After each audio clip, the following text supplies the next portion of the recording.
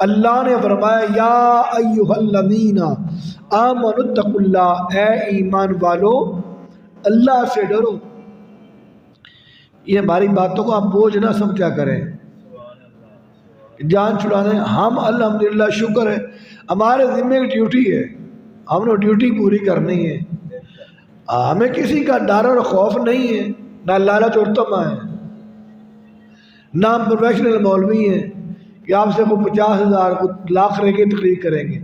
ہم نے تو کلمہ حق بیان کرنا ہے، اور ہر بندے کو اپنا عقیدہ اور مسلک بیان کرنے کا حق حاصل ہے، وہ کرے۔ حضور سیدی غوث اعظم کے بارے میں اور بالخصوص اولیاء صالحین کے بارے میں آج ذہنوں کو پراگندہ کیا جا رہا ہے، تو آج صفائی کرنے کا ہمارا حق تو ہے نا۔ عزیزان محترم، اللہ کے ولیوں کی تعریف ہم نہیں کر رہے۔ اگر کوئی یہ سمجھتا ہے کہ یہ مولوی صاحب ہی کرتے ہیں تو اس کی نادانی ہے۔ اللہ کے ولی وہ ہیں کہ قرآن مجید فرقان حمید کی آیات مقدسہ ان کی عظمت و شان بیان کر رہی ہے، اور میرے مصطفیٰ کی حدیثیں ان کا مقام بیان کر رہے ہیں۔ اللہ کا ولی، اللہ ولی الذین آمنوا، اللہ ولی ہے مومنوں کا۔ وَهُوَ يَتَوَلَّى الصَّالِحِينَ، اللہ صالحین کا متولی ہے۔ أَلَا إِنَّ أَوْلِيَاءَ اللَّهِ لَا خَوْفٌ عَلَيْهِمْ وَلَا هُمْ يَحْزَنُونَ، خبردار اللہ کے ولیوں کو کوئی خوف نہیں، کوئی غم نہیں۔ اولیاء صالحین کے بارے بے شمار آتے ہیں، ان الذین قالوا ربنا اللہ ثم استقاموا تتنزل علیہم الملائکہ الا تخافوا ولا تحزنوا وابشروا بالجنۃ التي کنتم توعدون۔ بہت ساری آیات اس طرف نہیں جا رہا۔ اللہ کے ولی وہ ہیں، اگر رب شیطان کا تذکرہ کر سکتا ہے تو اپنے بندوں کا تذکرہ نہیں کرتا۔ قرآن میں فرعون و حامان کا تذکرہ ہو سکتا ہے، حبیب رحمان کا تذکرہ نہیں ہو سکتا۔ بات سمجھنے والی ہے۔ قرآن مجید نے کہا اے ایمان والو اللہ سے ڈرو اور سچوں کے ساتھ ہو جاؤ، سچوں کے ساتھ ہو جاؤ۔ علامہ قرطبی رحمۃ اللہ تعالی علیہ، اب تفسیر پر رائے نہیں میں کر رہا، تفسیر پر رائے کیا جو میرے دل میں ہے، تفسیر وہ کرنی چاہیے جو صحابہ نبی پاک سے سن کر جو دین کی تعبیر و تشریحات صحابہ کرام تابعین نے بیان کی ہیں، اور آگے علماء صالحین نے اور فقہاء محدثین نے امت تک پہنچائی ہیں، پلے سے نہیں۔ الجامع القرآن للاحکام القرآن میں علامہ قرطبی رحمۃ اللہ تعالیٰ نے حضرت ابن عباس سے اس قول کو نقل کیا ہے کہ یکون مع الصادقین سے مراد کیا ہے؟ آپ فرمانا جسمانی معیت رفاقت کا وہ تو بہت کم حاصل ہوگی، دنیا ہے کام ہے، اب وہ کیسے حاصل ہوگی؟ کہا نیکوں کے کونو اے کونو مذہب و سبیل ہی، یہ جو سچوں کے ساتھ ہونا ہے اس سے مراد اور معیت کیا ہے؟ اس سے مراد یہ ہے کہ بندہ اچھے نیک صالح بندوں کے راستے پر بھی چلے اور ان کے نظریے کو بھی اپنائے۔ مذہب و سبیل ہی، مذہب کا کس بات پر ہے؟ وہ اعمال پر ہے، و سبیل ہی اور عقیدہ، یعنی اس کی اعمال بھی اچھے ہوں اور عقیدہ بھی نیک ہو، ایسے لوگوں کے راستے پر چلنا۔ وَقُولُوا مَعَ الصَّادِقِينَ، یہ قُولُوا مَعَ الصَّادِقِينَ کے تحت آتا ہے۔ حضرت غوث اعظم صادقین میں سے ہیں، نیک لوگوں میں سے، اور آج میں ان کی کرامات شاید قاضی بیان کروں، زیادہ ان کی تعلیمات پر میرا فوکس ہوگا۔ 11ویں کا لنگر کھانے والوں کا بھی 11ویں والے کا مشن بھی پڑھا کرو، 11ویں میں خرچ کرنے والوں کا بھی 11ویں والے کے مشن میں بھی خرچ کیا کرو۔ 11ویں والے نے کیا کیا ہے؟ اول دن سے لے کر آخر دن تک جب سے آپ نے ہوش سنبھالا اس دن سے لے کر تا دم آخر آپ نے جو کام کیا ہے، جس چیز کو آپ نے ہمیشہ ترجیح دی ہے، وہ تیرے اور میرے کملی والے کے دین کیوں ترجیح دی ہے؟ سبحان اللہ، سبحان اللہ، سبحان اللہ۔ کوئی کہہ سکتا ہے جی فزکس کیمسٹری بیولوجی تو پڑھائی ہی نہیں۔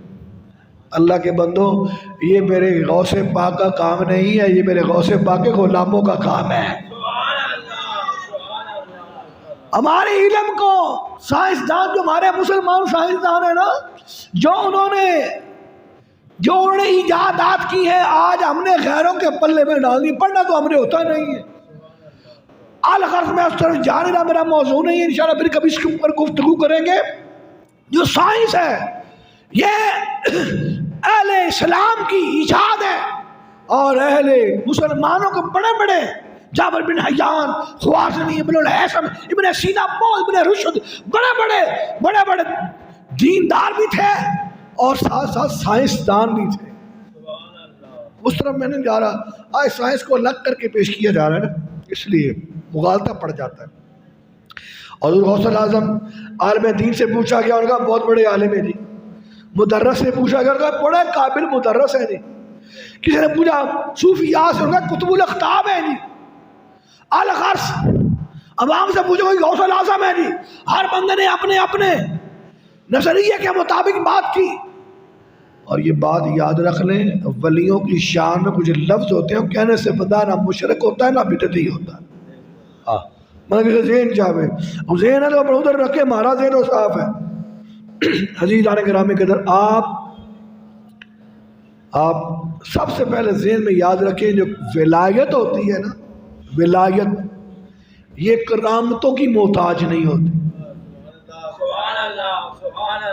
نہیں فلاں کرامت نہیں ہے، فلاں کرامت نہیں ہے، اتنی کرامتیں، کرامت کے ساتھ ولایت کا بس اتنا تعلق ہے، بس اتنا سا تعلق ہے کہ ان کے ہاتھ سے صادر ہو جائے، نہیں بھی ہوتی، بزرگوں سے نہیں بھی کرامتیں صادر ہوتی، تو پھر آپ پوچھیں گے کہ ولایت کس چیز کا نام ہے؟ کرامت ثانوی چیز ہے، یہ بعد کی چیز ہے، اول چیز کیا ہے؟ تو بزرگوں نے لکھا الاستقامہ فوق الکرامہ، جو استقامت ہوتی ہے وہ کرامت سے بڑھ کر ہوتی ہے۔ پتا نہیں کیڑے مولوی صاحب نے کیڑے کمائی پاتا تھا۔ استقامت سے کیا مراد ہے؟ استقامت سے مراد یہ ہے، اب سفیان بن عبداللہ ثقفی سے روایت ہے، آپ فرماتے ایک شخص آیا حضور سے پوچھا یا رسول اللہ استقامت کیا ہے؟ ما قل آمنت باللہ فاستقم، یہ کہو کہ اللہ پر ایمان لایا پھر ڈٹ جاؤ، اور اس میں اور سوال کرنے کی ضرورت بھی پیش نہ ہے۔ حضور نے فرمایا پھر یہ لے جاؤ، تمہیں دنیا میں بھی کام آئے گا، آخر میں بھی کام آئے گا، بس یہ کہو میرا رب اللہ ہے، اب اس کے اوپر دوام اختیار کرو، ثابت قدمی اختیار کرو، اس مداومت استقامت کے ساتھ ڈٹ جاؤ۔ اور قرآن نے کہا ان الذین قالوا ربنا اللہ ثم استقاموا تتنزل علیہم الملائکہ الا تخافوا ولا تحزنوا وابشروا بالجنۃ التي کنتم توعدون۔ جو اللہ کے نیک بندے ہیں وہ یہ کہتے ہیں کہ رب ہمارا اللہ ہے، اور اس کے اوپر ڈٹ جاتے ہیں، ربنا اللہ۔ پھر کیا ہوتا ہے؟ پھر فرشتے نازل ہوتے ہیں ان کے اوپر، ان کو کہتے ہیں کوئی خوف نہیں ہے، کوئی غم نہیں ہے، بشارتیں ہیں تمہارے لیے اس جنت کا جسے تم سے وعدہ کیا گیا ہے۔ تو یہ استقامت ہے۔ استقامت کس چیز کا نام ہے؟ سیدنا فاروق اعظم سے پوچھا گیا، اس کا مطلب یہ ہے کہ جو حکم اللہ نے دیا ہے اس کو مانا جائے، اس کو امر کہتے ہیں، اور جس سے منع کیا ہے اس کو نہیں کہتے ہیں، نہیں کو چھوڑا جائے، امر کو مانا جائے، اور لومڑی کی طرح ہیلا سازیاں نہ کی جائیں، لومڑی کی طرح ہیلا سازیاں نہ کی جائیں، سیدھی سیدھی بات مانی جائے۔ پتہ یہ چلا استقامت کا مفہوم یہ ہے کہ اللہ کے بتائے ہوئے احکامات اور تعلیمات پر عمل کرنا، منع کیے ہوئے راستے سے دور رہنا، اپنے اعمال میں ہمیشگی اور مداومت کرنا، اور اپنے عقائد کے اندر پختگی اور نیکوں سے وابستگی رہنا، اس کو استقامت کہتے ہیں۔ حضور غوث پاک ماہر علوم ہیں، 13 علوم کے اندر آپ اپنے جو طلباء ہیں ان کو درس دیتے ہیں، اور آپ نے اللہ کے گھر بھی بنائے ہیں اور اللہ کے دین کے لیے مدرسے بھی بنائے ہیں۔ ہم تو تک رہ گئے نہیں، بیڑا اٹھا لیا، بیڑا بہا دیا، یہ کر دی، وہ سارے کام اپنی جگہ پر ہیں، لیکن جو غوث پاک نے اصل کام کیا، آپ نے فرمایا کئی ہزار یہودی، کئی ہزار عیسائی مجوسی، انہوں نے غوث پاک کے ہاتھ پہ کلمہ پڑھ کر کمری والے کی غلامی اختیار کی ہے۔ یہ کیوں نہیں بتاتے ہو؟ اور پھر آپ نے کئی لاکھ ڈاکوؤں، کئی لاکھ فساد فجار منافقوں کو آپ نے راہ راست کا ہاتھی بنا دیا، کئیوں کو قطب بنا دیا، کئیوں کو ابدال بنا دیا۔ عزیزان گرامی قدر، آپ نے 13 علوم، اور ابن جوزی جو پہلے اولیاء صالحین کے ساتھ عقیدت نہیں رکھتا تھا، وہ مرزا جیلمی کی باتوں کے اوپر اس نے ایک مشن چلایا تھا، وہ پہلے کی بات ہے، لیکن جب ایک دن آیا حضور غوث پاک کی بارگاہ میں ایک شخص بھی آیا اس کے ساتھ، اور آگے غوث پاک نے آیا مبارکہ پڑھی، اس کی تفسیر بیان کی، ایک تفسیر بیان کی، اس نے شخص نے ابن جوزی کی طرف دیکھا، کہا آتی ہے؟ ہاں آتی ہے۔ دوسری تیسری 11 تفسیریں کی غوث پاک نے، تو اس نے کہا آتی ہیں۔ اس کے بعد پھر دور شروع ہوا، آتی ہے؟ نہیں آتی۔ یہ تفسیر آتی ہے؟ نہیں آتی۔ 40 تفسیریں غوث اعظم نے ایسی بیان کی، جوزی نے 11 کی، غوث اعظم نے 40 ابھی نہیں زیادہ کی تھی، 40 پر کہا اتنا کافی ہے۔ عزیزان محترم، اس کے بعد پوچھا کیا یہ آتی ہے؟ کہا نہیں یہ نہیں آتی۔ اس کے بعد حضور غوث پاک فرماتے ہیں پہلے ہم نے کال بیان کیا ہے، اب ہم اپنا حال بیان کرتے ہیں۔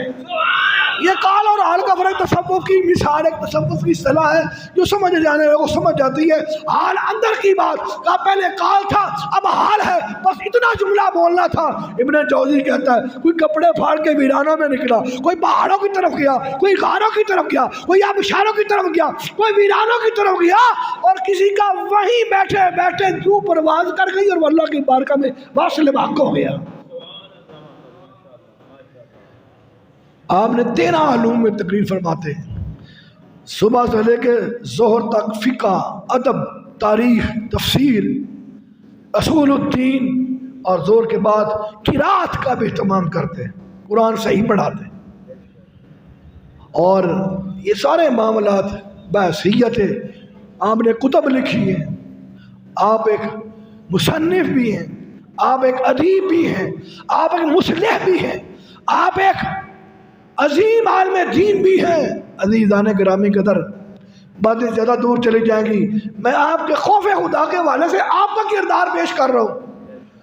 آپ کا خوف خدا یہ ہے کہ اللہ سے خوف رکھا جائے کہ وہ معاف بھی کر سکتا ہے، پکڑ بھی کر سکتا ہے، اس کو خوف کہتے ہیں، اس کو ایمان کہتے ہیں۔ بین الخوف والرجاء، امید بھی ہو خوف بھی ہو۔ غوث پاک شیخ سعدی شیرازی رحمۃ اللہ علیہ لکھتے ہیں کعبے کا طواف کر رہے ہیں، سنگریزوں پہ اپنا چہرہ رکھ دیا، جتنا بڑا اللہ کا نیک بندہ تھا کردار بھی اتنا بڑا ہوتا ہے، کہا یا اللہ مجھے بخش دے، یا اللہ مجھے اب وہ اللہ تو نہیں ہے نا، اللہ کے بندے ہی ہے نا سارے، لیکن جتنا بڑا اللہ کا بندہ ہوتا ہے اتنا عاجز بھی ہوتا ہے، یا اللہ مجھے معاف کر دے، اور اگر مجھے تو سزا دے قیامت والے دن تو مجھے نبینا اٹھانا تاکہ نیکوں کے سامنے شرمسار نہ ہو سکے۔ یہ ہے، یہ ہمیں کیا بتایا جا رہا ہے کہ تم بھی اللہ کی بارگاہ میں سر کو جھکایا کرو، اور فرائض کے حوالے سے آپ کی تعلیم کیا ہے؟ فرائض کے حوالے سے آپ کی تعلیم یہ ہے، آپ فرماتے ہیں بندے، اے اللہ کے بندے فرائض کی جانب مشغول ہو، دوسرے کام سنت، نوافل، مستحبات، مباحات یہ بعد میں کر، پہلے فرائض کے اندر مشغول ہو جا۔ کیا ہے کہ کسی کی مدد کر دینا یہ مستحب بھی ہے، مسنون فعل بھی ہے، لیکن ماں باپ کا بندہ ادا نہ کرے یہ فرض ہے، اور پھر نفلی روزہ رکھ رمضان کے چھوڑ دیں، فرض نہ پڑھے، نفل نیتی رکھے، اشراق پڑھتا چاہے پڑھتا ہے، فرائض نہیں پڑھتا۔ مقصد کیا ہے؟ فرمایا فرائض اس کے بعد میں نفلوں میں مشغول ہو، پھر مسنون کام بھی کرو، پہلے سب سے پہلے فرائض کو ادا کرو۔ آپ نے غفلت میں پڑے ہوئے مسلمانوں کو فرائض کی جانب تربیت کی۔ ہم سارے کام کر لیتے ہیں، اب وہ صرف جا نہیں رہا، سارے کر لیتے ہیں، فرائض کو چھوڑ دیتے ہیں، بڑی بڑی ریلیاں نکال لیتے ہیں، بڑے بڑے ہم جلسے کر لیتے ہیں، بڑی بڑی ریلیاں، بڑے بڑے ہم سیمینار کر لیتے ہیں، نماز کی طرف توجہ ہی کوئی نہیں ہے۔ ہم مخلوق کے ساتھ بڑا پیار کرتے ہیں، ماں باپ کا خیال ہی کوئی نہیں۔ تو اس جانب توجہ دلائی جا رہی ہے کہ بندے فرائض بھی تو نے ادا کرنے ہیں، اس کے بعد اگر فرائض کو چھوڑ کے دوسرے کاموں میں بڑھے گا ذلیل ہو جائے گا۔ کہ وہ کیسا بندہ ہے، بادشاہ بلائے اپنی خدمت کے لیے، بندہ اس کے غلاموں میں خدمت میں لگ جائے۔ اور مولا علی نے فرمایا وہ نمازی تاجر کی مانند ہے، جب تک اپنا راس المال کھڑا نہ کر لے وہ نفع نہیں لیتا۔ کہتے ہیں پہلے راس المال کیا فرائض، راس المال لیتا ہے، بعد میں نفع وصول کرتا ہے۔ عزیزان گرامی قدر، تو حضور غوث اعظم نے خلوت نشینی کے حوالے سے بات کی، یہ بال بڑھانے سے، یہ مدنیاں پہن لینے سے، یہ تسبیحاں لٹکا لینے سے، یہ چولے پہن لینے سے، یہ خلوت، فرمایا سب سے پہلے جو خلوت نشین ہونا چاہتا ہے، جو چلہ کشی کرنا چاہتا ہے، سب سے پہلے فقہ کا علم سیکھے۔ حضور غوث پاک فرماتے ہیں ساڑھے وہ جڑا مرضی جا کے پیر پڑھ کے بیٹھ جائے نا، ولی اللہ پڑھ کے بیٹھ جائے، یہ میدان ہی ایسا جڑا مرضی ہمیں موجہ لگے، نا نا، آپ نے فرمایا پہلے علم دین سیکھے، علم فقہ سیکھے، اس کے بعد خلوت نشین ہو۔ اگر بغیر فقہ کے خلوت نشین ہو گیا، سوارے گا کم بگاڑے گا زیادہ۔ سبحان اللہ، ایہو جی گلاں کو کرنی کسے نے، سوارے گا کم اور بگاڑے گا زیادہ۔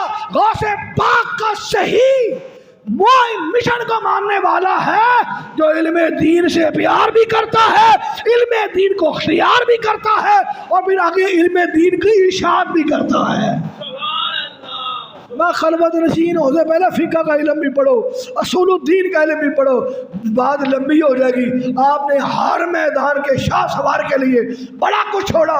ایک شخص ابو بکر بن اماد، ان کو اصول الدین کتاب پڑھتے ہوئے عقیدے کے حوالے سے شبہ ہو گیا کہ پتہ نہیں کون سا عقیدہ ٹھیک ہے، کیونکہ ہر بندہ کہتا ہے میرا عقیدہ ٹھیک ہے، ہر بندہ کہتا ہے میرا راستہ ٹھیک ہے۔ کہا میں یار غوث پاک کی بارگاہ میں چلتا ہوں، سوال کروں گا تو پتہ کرتا ہوں، سنیں دلوں میں نظر رکھتے ہیں، وہ دلوں کی باتوں کو جانتے ہیں، پتہ لگے گا آج وہ کیا جواب دیتے ہیں۔ کہتے ہیں جب میں آپ کی محفل میں پہنچا، آپ نے میری طرف دیکھا، آپ نے فرمایا اعتقادن اعتقادن، ہمارا عقیدہ سن لے، ہمارا عقیدہ کیا ہے۔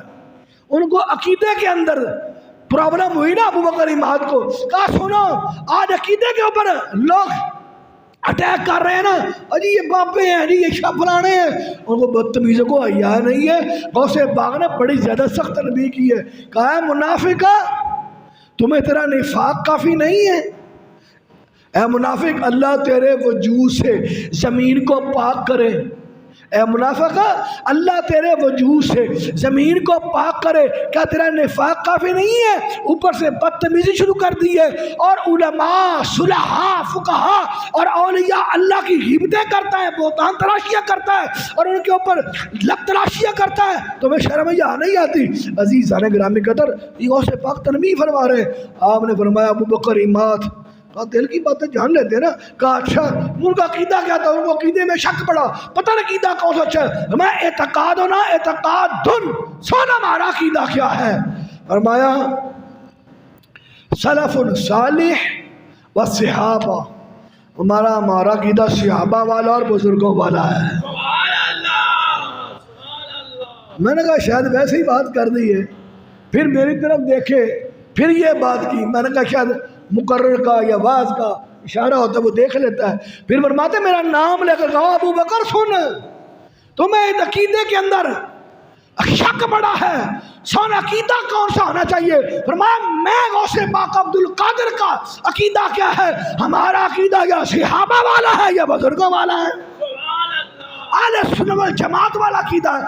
آپ نے حدیث کی تحت لکھا، فرمایا سوادی اعظم کے ساتھ رہو، اہل سنت والجماعت کے ساتھ رہو، اور آپ نے سب سے بڑھ کر جو سیدنا صدیق اکبر کی افضلیت کو بیان کیا ہے، فاروق اعظم یعنی جو اہل سنت کا حق چار یار کا عقیدہ ہے، آپ نے اس کے اوپر بھی گفتگو فرمائی ہے۔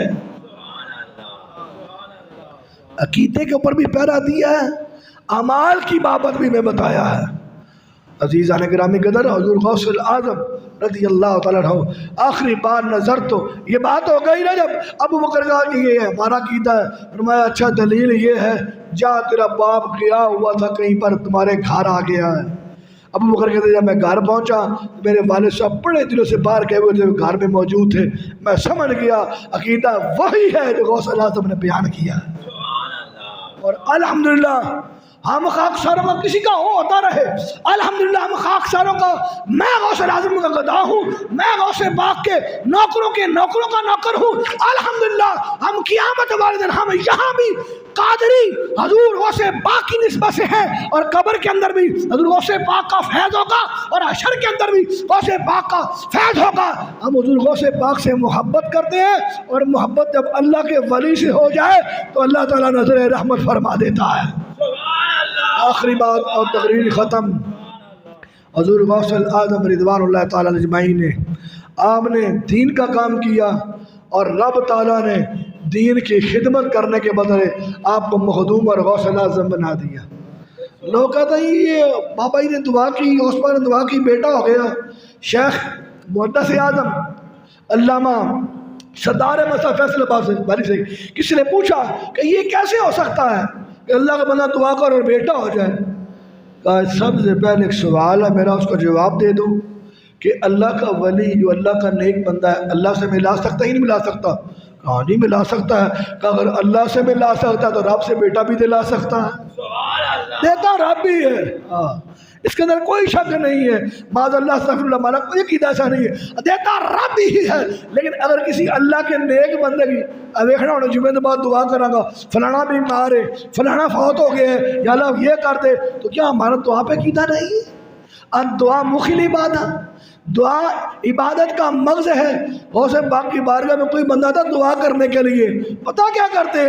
آپ مصلی بچھا دیتے، آپ مصلی بچھا دیتے اور رب کی بارگاہ میں عرض کرتے مولا اب تو نے ہی ان بندوں کے دل میں ڈال دیا ہے کہ عبد القادر کے پاس جاؤ اور دعا کراؤ، میں تجھ سے سوال کرتا ہوں مولا جو لینے آیا عطا فرما دے۔ انہیں کیڑی بڑی گل ہے، انہیں کیڑی ایسی گل ہے جڑی بندہ کہ یہ شرک ہو گیا، بدعت ہو گیا۔ مولوی سے چھنی بابی جب یا کوئی مولوی ہوئے دعا نہیں کرتا، کرتے ہیں دعا کیوں نہیں کرتے؟ جب تمہاری دعا کا یہ حال ہے تو غوث پاک کی دعا کا کیا حال ہوگا؟ عزیز آنے گرامی کے در، اور آخر میں کہنا چاہتا ہوں صلاح الدین ایوبی کی فتوحات کا راز پتہ کیا ہے؟ وہ یہ ہے کہ اس کی فوج میں غوث پاک کے وہ مجتہد ہیں جو دن کو وہ مجتہد ہوتے تھے اور میدان کارزار میں مجاہد ہوتے تھے۔